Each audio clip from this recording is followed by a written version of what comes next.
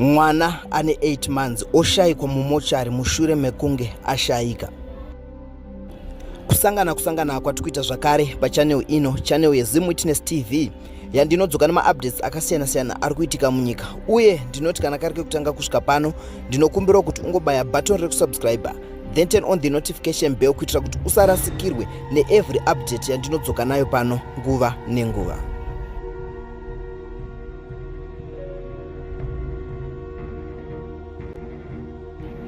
Ladies and gentlemen, ndadzoka zvakare nenyaya inotyisa iyo yakaitika kuchitungwiza hospital apo mwana ane 8 months anonzi iye Manu akashayikwa mumochari mushure mekunge ashaya. Amai vaManu vachitsanangura nyaya yavo kuStar FM pachirongwa chaTete Tilda zvinoyera zvinoshamisa, vanoti mwana wangu akashayikwa mumochari maanonzi akaiswa. Vaenderera mberi vakati takaenda kuvakuru vechipatara kuti vange vachivabatsirawo panyaya yavo, asi vakuru vechipatara vakavaudza kuti vanovabhadhara kushayikwa kwakaitwa mwana, asi vabereki vemwana havana kubvumirana nazvo, vakangoramba vakasimbirira kuti vanoda mwana wavo.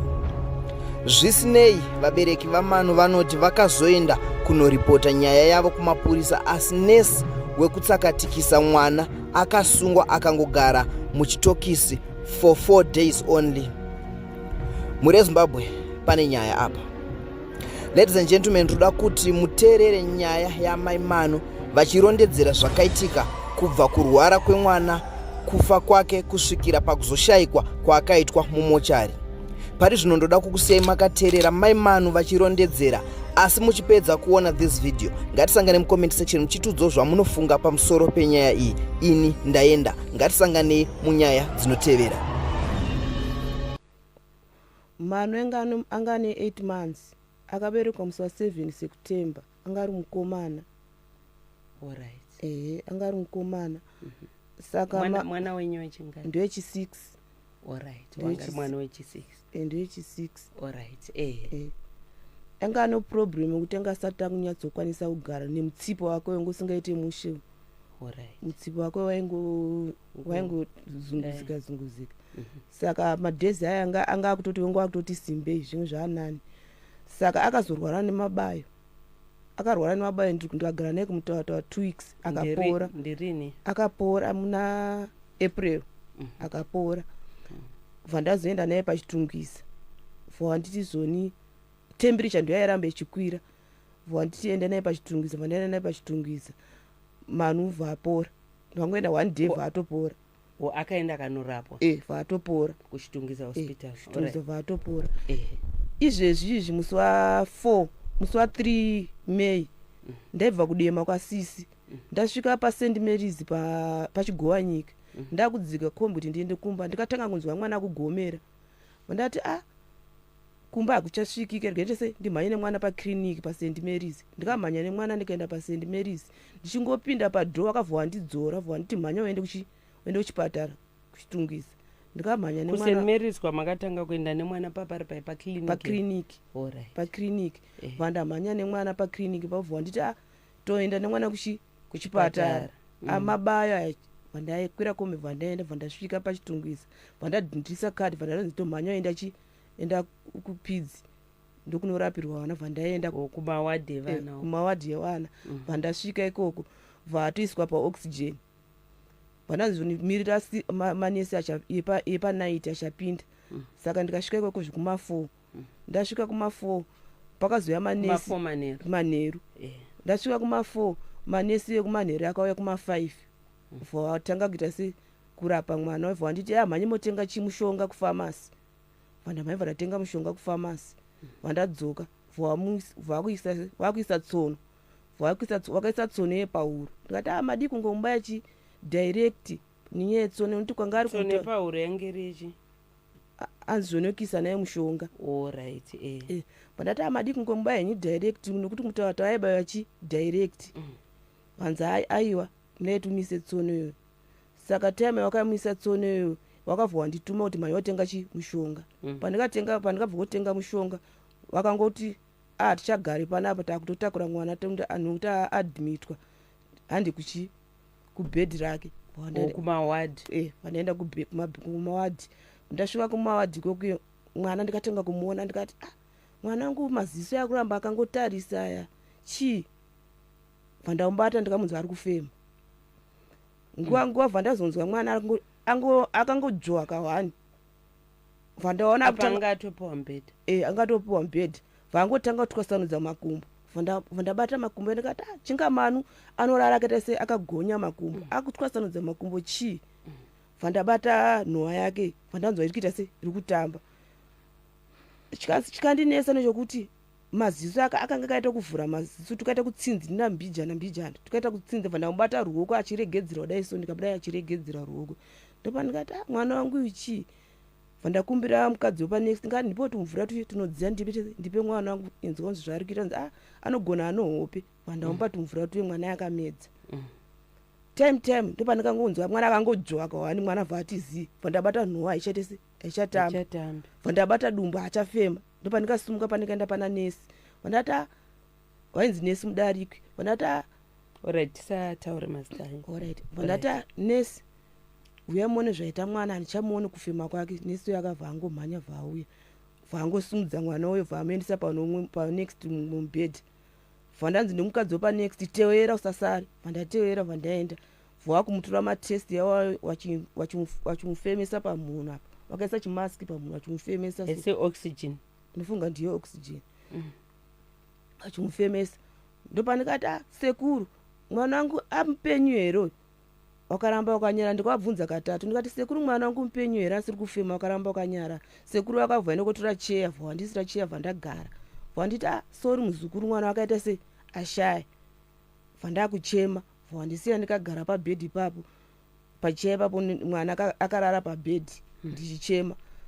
chikandinetsa wakazondisumudza kubva pabhedhi pavo wandiendesa mune imwe room wandiendesa mune imwe room wakavhara door ndichichema ndirimo ndopandikazoona sekuru wandigira hembe dzemwana wakaputirira patauro dzakapfekwa nemwana dzimwe dzikapfekwa nemwana vwanditi zoni ozorongedza hembe mubhegi ndopawakazodzoka futi kechitu hanzi chibuda munomu kuti tikudzinge uende kumba sezvo wauya wega achite apa dzadzanguva dzeni dziri kuma2 dzeusiku mwana akanga akapiwa mubhedha kuma5 paipai saka akazoshaya kuma22 saka kuma3 ndopa wakanditi zvoni chienda kugara pabhedhi pange pano mwana apo iwe kuti ubude uende wauya uri usiku wauya wega takumirira murume wakati murume wako auye chichi vakuti tatakwedza foni nhamba dzemurume wako kuti aite se auye wanzi hadzisi kuita indike ndatoaudza kudhara saka handira kuda kuaudza kuti ndaita se ndawaudza saka baba yavo vakavha ngoti 5 o'clock dzichichaya vachisvika wasvika kudaro ndopa wakanzi zvoni ndo pandikati ndo baba wani wamanuera ndobva vanzi nematambudziko vanzi saka mwana wacho ari kupi hanzi mwana tatoendesa kumochari ndikati muendesa kumochari ini amai wacho handina kumuona kuti mwana wacho wamuendesa nguva yekumochari zviri kutondinesa wanzi chitofambirai mapepa izvozvo baba wacho vatotanga kufambira mapepa ndange ndatoenda kumba apa dzadza kuma past 8 makuseni apa mapepa vari kufambira angarichi yanzi zvoni bhadharai bhiri rechipatara chichi vatabhadhira bhiri tange mabhadhira bhiri rechipatara kana mapedza kubhadhira bhiri rechipatara muenda kutora bheri waodha kana muno polisi yenyu muvhu matoita zvepolisi yenyu chichi saka baba wangu akanyoresa Moonlight kubasa kwavo saka ndopa wakapedza kubhadhara zvinhu izvi mari dzekuchipatara ndopa wakazonzi mandi kuseni amai wemwana ngawamukire makuseni 7 o'clock wanenge wasvika panapa nekadhi remwana nebirth record nechitupa chavo apa pafambirwa mapepa isandi apa vaenda unobhadhara bhiri rechipatara and then vabva vafambira burial order burial order tikarifambira mandi saka wakati zvoni kuti mutore burial order zviite munototanga matora birth remwana noti mwana anga asatana nebirth tikabva taenda panyara dzobva tatora birth remwana vatatora burial order anga asati vatamutoresa kudzenziri kuma2 dzomasikati saka tamutoresa vatanzi chichenda motora chibhodhi tasvika pamochari mandi tasvika pamochari mota yatodhiraivha yatoenda pamusuwo bhodhi redu tatenga imota yekupala ayo yekumunulaiti tikati ngoti wakazofuna kunzi manonoka chichi saka takuita tega then mozondikavhira pamberi aidaro ndeni wekumunulaiti Vaka- baba wacho ndo wakati zoni manonoka noti hama dzenge dzakupopota kuti munulaiti yacho kuita sei iri kunonoka kuuya tauredi mazita emakambani iri kunonoka kuuya chichi saka ndopa wakati zoni chaitingoita zvedu tega chichibva tabhadhara guwa tikabhadhara $300 box tikatenga $60 remwana saka tasvika matsvaga mota tatsvaga mota saka tasvika padho tikati tauda chi mwana tavapa burial order vakomana vekusenva wapinda umochari vatsvaga mwana wanza mwana hatisi kumuona hatisi kumuona mwana wacho vadzokerera futi ufunga akaita zve30 minutes murasta evha ati mwana handisi kumuona chimira ndifonere munhu akakorekta mwana akaita sei ndiye ari kuzova paakaisa vwadedzwa nesi wavo vwauya vwapinda vwati zoni mwana handisi kumuona ini hanzi hamuzi kumuona seimi ndimukakorekta mwana mukuzova paanga mundimukamisa hanzi pamwe ndinogona ndaita mistake pavana vaenda kopiswa hanzi munozoti maita mistake pavana vaenda kopiswa uyu mwana anga achipiswa here uyezve haisi eji yekupisa imi manga ichidedzera bhuku rotowana tuchechi uye anga ari kubhuku rowana wahombe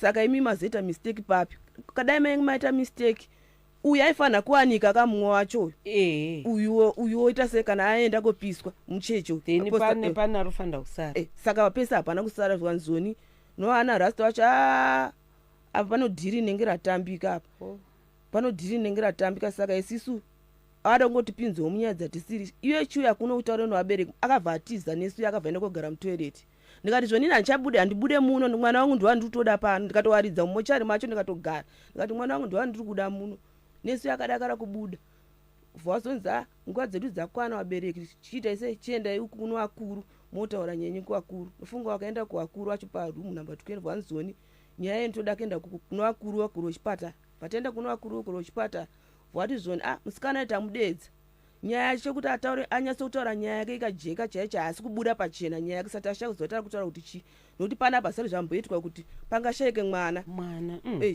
hasari zvamboitika panapa saka tiri kutotinetsa kuti chii kuti pangashayike chitunha pano saka zviri kutotinetsa saka vabereka hamene kuti mumafunga kuita sei kana mati tikubhadharei tokubhadhara tikati aiwa isi hatitoda kubhadhara mwana ndo ati kuda chi pano bhokisi redu munaro bhokisi rasiya nogumbezi racho tikuda mwana nobwati kana chiitai zvamunenge mafunga kana kuenda kupolisi moenda kupolisi tikaenda kupolisi musikana uya akangovharirwa zvo 2 days vabudiswa musikana akavharirwa 2 days ndeupi nesi wacho alright akangopinda mumasales 2 days vabudiswa abudiswa ndoba yakaenda kwapp vati zvone muno mumapepa medu hasati azviona kuti muzimbabwe munganzi mwashaya chi mwashaya mwana itori first time saka izvi nyaya takutoidzosa kuno ministry of health kuti waongorore nyaya takupai 3 days iwe mupurisa oenda kuongorora nyaya uende kufambire nyaya idzoke ezvino zvipano 2 weeks 3 weeks